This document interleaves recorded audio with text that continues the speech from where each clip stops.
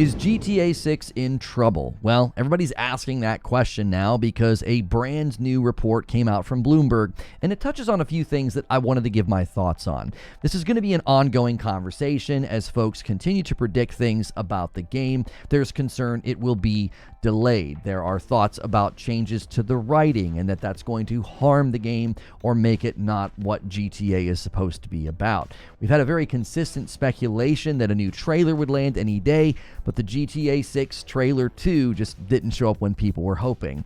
As typical with gaming news and the gaming community, when there's an absence of information, you get a lot of speculation, you get a lot of theories, and you even get people sort of expressing their fear about the game changing. We have some interesting phrasing in the Bloomberg article as well about the online aspect of the game, and even a remark in the past when 6 employees verified that the game had not yet been delayed. So let's get into it. And if you like this kind of content, be sure to hit subscribe and check out the live stream that followed this video as well. So first, let's talk about deadlines. The biggest concern for GTA 6 is obviously that it will slip out of 2025 and into 2026. Currently, the game is still on pace for its 2025 release. Now, back in November of 2024, it was reported that Take-Two was very confident about their newly announced release date window of not just 2025, but the fall of 2025. In an article by Rock Paper Shotgun, they quoted Strauss-Zelnick saying the following: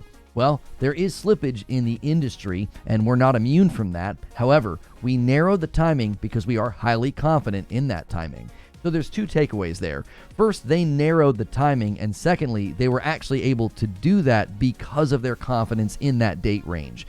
Then the latest article from Bloomberg enters the picture, and it's titled "Grand Theft Auto 6 Will Rule the Video Game Industry in 2025.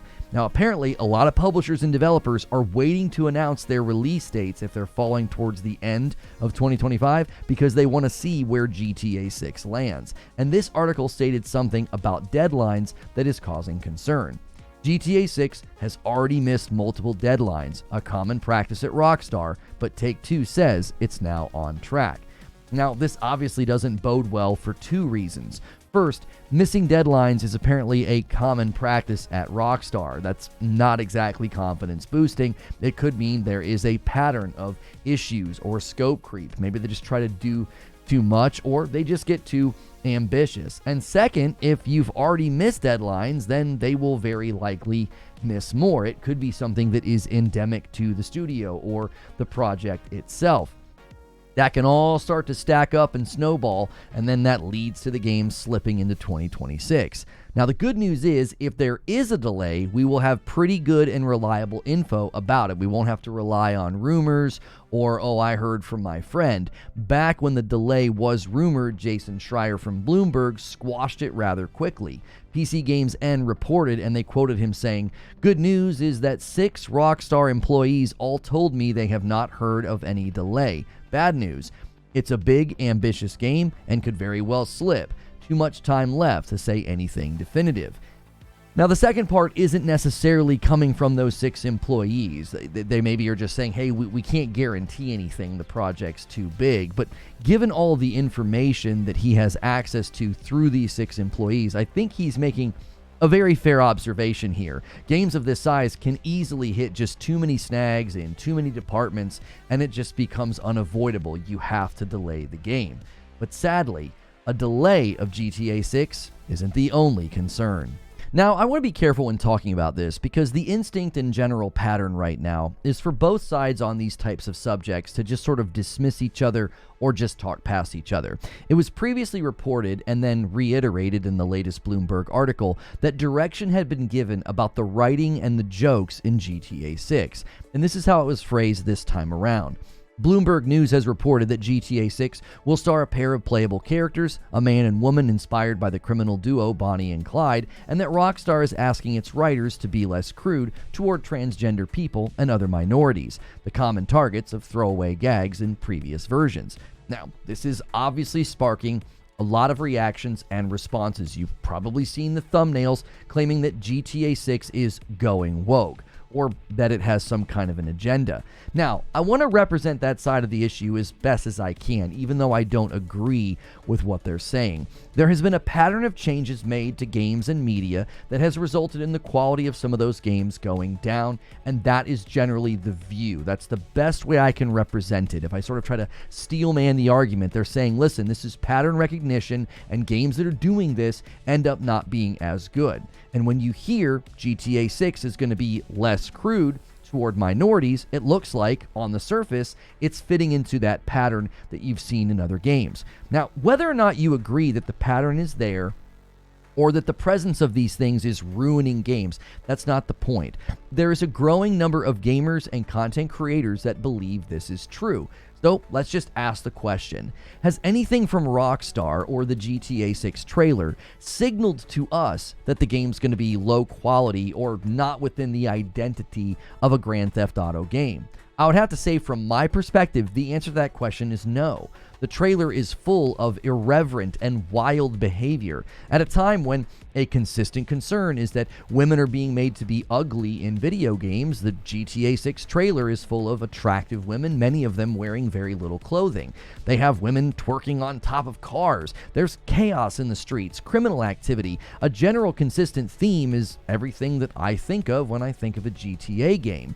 So I get why people hearing that the writing might be less crude and they sort of say, hey, this fits into a pattern and that's concerning, but the trailer makes it clear that GTA 6 is not going to be some sanitized, safe game. Now, some might push back though and say, hey, one of the things about GTA that makes it so great is that it's been a satire. It typically involves exaggeration and stereotypes. So if the writing is going to avoid that type of thing, well, then it won't feel like GTA. Okay, I hear where you're coming from, but I think you really need to rewatch the trailer. GTA 6 is definitely giving less of that satirical vibe. It looks more like it's attempting to be a mirror of culture, driven by TikTok trends and wild behavior that people do just to get clicks. It's hard to exaggerate and satirize a culture that has videos that go viral of people twerking on cars or eating Tide Pods. These are things that actually happened. When the onlineification of culture leads to such exaggerated and polarized personalities and viral moments, how can you make a satire of that? In other words, GTA 6 seems to be going for a more realistic representation of the world, and then they're going to allow us to create our own bedlam and chaos within that. Just the setup of the two main characters, it feels more grounded in a real story that you might find in a movie. Somebody's getting out of prison, they feel like their best option is just to resort back to the types of things that landed them there in the first place. And honestly, when most of the clips and moments in the trailer are things we see on a daily basis on social media, maybe we've become the satire. There's an expression, life imitates art, and it's a philosophical observation that real behavior and real events can sometimes start to resemble works of fiction and art. Well, when life starts to look and feel like a video game, then the video game kind of runs out of headroom for satire. So the concerns about this game are, in my opinion, pretty unfounded. If it's a more realistic depiction of culture and not this exaggerated satire full of stereotypes, I don't think that's a problem. It could still be a very good game that offers an open world, crazy experience that everybody's hoping to have. But that's another subject here to consider. What about the online aspect of the game? There was a moment in the article where he mentions an online mode, and I think it's worth looking at. There is a spot in the latest article that could signal a change in how GTA handles online, or at least how you decide to experience it.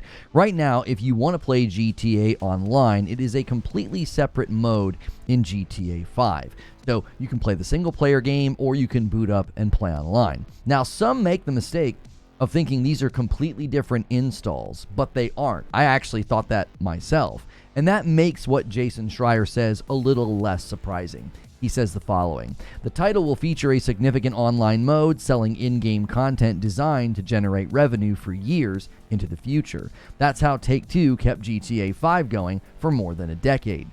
So it seems they are going to do the same approach here. They're going to have a completely separate mode within the game for players to enjoy GTA 6 online with other players. But this likely means that you will be starting over in a new instance of GTA Online. I don't think you're going to be able to bring everything with you from the current game. To avoid confusion, I do wonder if they're going to call it GTA 6 Online or something to delineate it is a different world. I'll be honest, the missed deadlines don't seem to be a concern. Take-Two is saying they're confident. We have 6 different employees that were very quick to dispel the notion of a delay during the last round of rumors. And the change away from being less satirical isn't really a concern in my opinion, largely because the trailer doesn't even give a hint of going woke or playing it safe or sanitizing the game. Again, a lot of the trailer directly mirrors the crazy things that happen in real life. And maybe that's the satire, holding up a mirror to society and showing just how exaggerated and crazy things have become. And not in a judgmental or preachy way, but maybe just in an honest way. The trailer seems to celebrate the chaos, and that's ultimately what I think they're selling. Come play a game full of chaos and partake. Rob stores, run from the police, go to the club, race cars in the street, go viral. At some level, it seems like GTA 6 is letting folks chase a currency that many value more than money these days, and that's virality. But those are just my thoughts, and I'd love to hear yours. You can leave a comment below. You might get featured in the live stream that follows this video. It'll hit a card here, and it will also be linked in a pinned comment below. As always, if you like this video, hit like, share, and subscribe.